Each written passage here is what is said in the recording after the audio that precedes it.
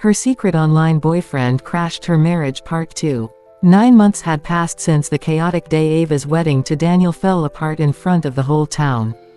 The scandal had rocked everyone, and Ava became the talk of gossip circles.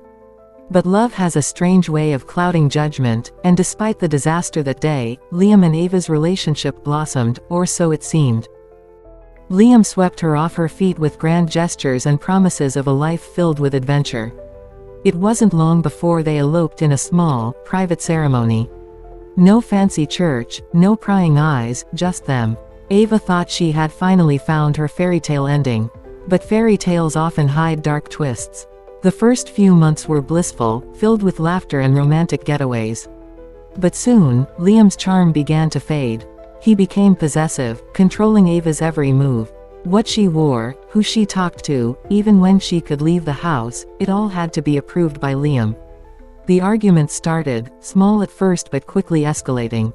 One night, after a particularly heated exchange, Liam threw a glass against the wall, shards scattering across the floor. Ava stood frozen, her heart racing. "I'm only like this because I love you," Liam muttered, his voice cold.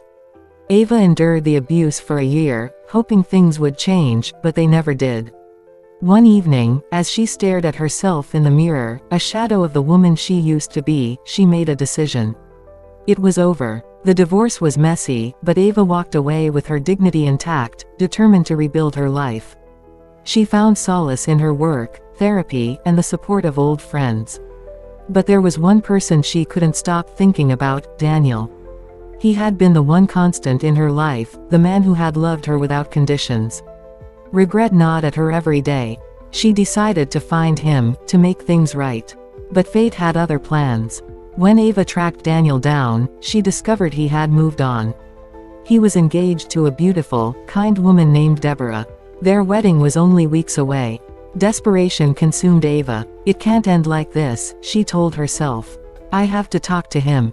On the day of the wedding, Ava dressed in a sleek black dress and arrived at the grand venue, her heart racing. The ceremony was perfect, flowers in full bloom, laughter filling the air, and Daniel standing at the altar, looking happier than ever. As the vows were exchanged, Ava couldn't hold back any longer. She stood up, voice trembling but loud enough to echo through the hall. "Daniel, wait. You can't marry her." Gasps filled the room. Deborah looked stunned, while Daniel's expression shifted from shock to frustration. "You love me, Daniel," Ava pleaded. "You always have. I made a mistake, but we belong together." Security moved swiftly, but Ava fought to stay.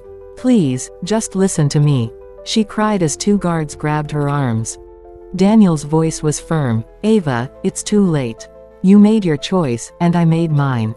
Let me be happy." Tears streamed down Ava's face as she was escorted out of the venue, the guests whispering in disbelief. She watched through blurry eyes as Daniel and Deborah shared their first kiss as husband and wife. Standing outside, alone and humiliated, Ava realized the harsh truth: some bridges, once burned, can never be rebuilt. Moral of the story: life doesn't always give second chances. Cherish what you have, and never take true love for granted.